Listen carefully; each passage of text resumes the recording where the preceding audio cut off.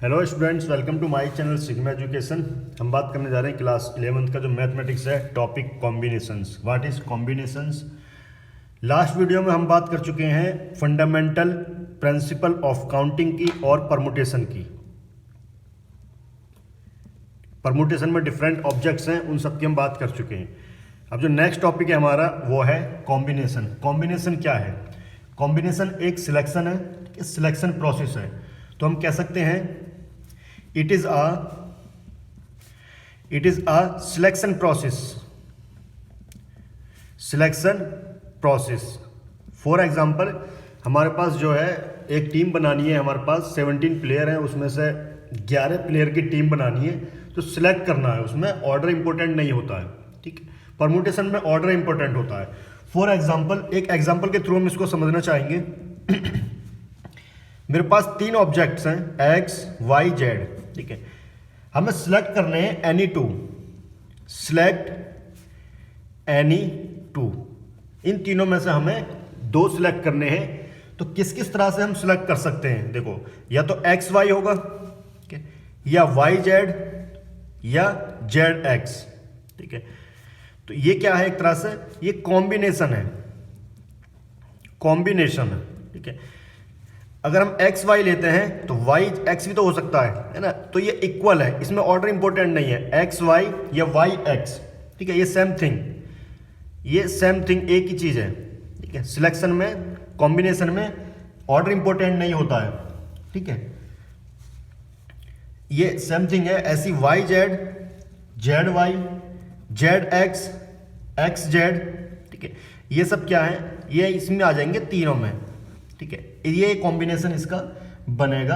Order not important, पहले भी बता चुका हूं मैं इसमें, order not important, not important, it is combination, ठीक है। ये ध्यान रखना, कॉम्बिनेशन में ऑर्डर इंपॉर्टेंट नहीं होता है। एक्स वाई लो या वाई एक्स लो, ठीक है। 2 हमें प्लेयर लेने हैं, या पहले पहले को लो, दूसरे को लो, या दूसरे को लो, पहले को लो, है ना। जो ग्रुप बनना है वो हमारे पास सेम ही उसका मीनिंग है। कॉम्बिनेशन कैलकुलेट कैसे करते हैं? जैसे परमुटेशन का फार्मूला था, उसी तरह का कॉम्बिनेशन का फार्मूला है, ठीक है। Combination of N different objects taken R at a time, ठीक है। तो इसको हम डिनोट करते हैं एन सी आर से, जो होता है एन फैक्टोरियल अपॉन में एन माइनस आर, जो हमने लिए हैं आर फैक्टोरियल, ठीक है। ये एनसीआर का फार्मूला होता है। इसी तरह का एनपीआर का फार्मूला था। एनपीआर अगर हम देखें, कंपेयर करेंगे इसको, एनपीआर एन फैक्टोरियल अपॉन में एन माइनस आर फैक्टोरियल, ठीक है। ये एनपीआर का फार्मूला था, जो आर लाई करता था 0 से बड़ा और इक्वल लेस देन एन, ठीक है। ये परमुटेशन है, ये कॉम्बिनेशन है। अगर हम दोनों को कंपेयर करें, ठीक है, अगर हम दोनों को कंपेयर करें तो यहां पर हमें ये चीज देखो, यहां देखो, ये चीज क्या है? ये एनपीआर ही है। खाली हमने जो आर, जो हम ऑब्जेक्ट्स लेते हैं, उससे हमने उसके फैक्टोरियल से कॉम्बिनेशन को डिवाइड कर दिया है, ठीक है। थ्योरम 5 है, थ्योरम 5 जो एनसीईआरटी की बुक में है, थ्योरम 5 एनसीईआरटी की बुक में है, ठीक है। उसमें यही दिया गया है, एनसीआर इज इक्वल टू, इसकी जगह मैं क्या रिप्लेस कर सकता हूं? एनपीआर। एनपीआर डिवाइड में है आर फैक्टोरियल, ठीक है। डिवाइड में क्या है? R factorial. अगर मैं इसकी क्रॉस मल्टीप्लाई करूं तो ये आएगा हमारे पास, ये आ जाएगा एनपीआर, एनपीआर, ये हो जाएगा हमारे पास आर फैक्टोरियल एनसीआर, ठीक है। यही हमारी जो थ्योरम 5 है यही कहती है। केस फर्स्ट में आर जब इक्वल हो जाए एन के, तो हमारा जो कॉम्बिनेशन का फार्मूला है वो क्या बनेगा? कॉम्बिनेशन होता है N C R is equal to N factorial N minus R factorial R factorial. ये कॉम्बिनेशन का फार्मूला होता है, ठीक है। तो मैं जो है रिप्लेस करने जा रहा हूं आर को एन से, तो हो जाएगा N C N is equal to N factorial N minus R की जगह रखेंगे एन फैक्टोरियल और आर की जगह एन फैक्टोरियल, इतना बना हमारे पास। इसको हम सिंप्लीफाई करेंगे तो ये हो जाएगा n फैक्टोरियल अपॉन में यहाँ n माइनस n, तो 0 फैक्टोरियल और n फैक्टोरियल। हम जानते हैं 0 फैक्टोरियल की वैल्यू 1 होती है, 0 फैक्टोरियल की वैल्यू 1 होती है। तो ये आ जाएगा n फैक्टोरियल अपॉन में n फैक्टोरियल, ये कैंसिल आउट होने के बाद 1 आ गया। तो ये ध्यान रखना NCN, ठीक है, NCN इज इक्वल टू क्या होता है 1, NCN इज इक्वल टू 1 होता है। तो मल्टीपल चॉइस में क्वेश्चन इस तरह का आता है NCN, तो क्या होगी इसकी वैल्यू 1 होगी। जैसे हमने लिया 2C2, एग्जाम्पल ले रहा हूं मैं, एक एग्जाम्पल लिया 2C2, इसको मैं रखता हूं 2 फैक्टोरियल, 2 माइनस 2 फैक्टोरियल, 2 फैक्टोरियल, ये हो जाएगा 2 फैक्टोरियल से कैंसिल आउट, ऊपर बचा 1, ये हो जाएगा 0 फैक्टोरियल, 0 फैक्टोरियल की वैल्यू क्या होती है 1, तो कितना आ जाएगा 1। सेकंड केस में अगर हम देखें R0 लेते हैं हम, तो NCR जो कॉम्बिनेशन है हमारा वो कितना बनेगा, ये कॉम्बिनेशन का फार्मूला है।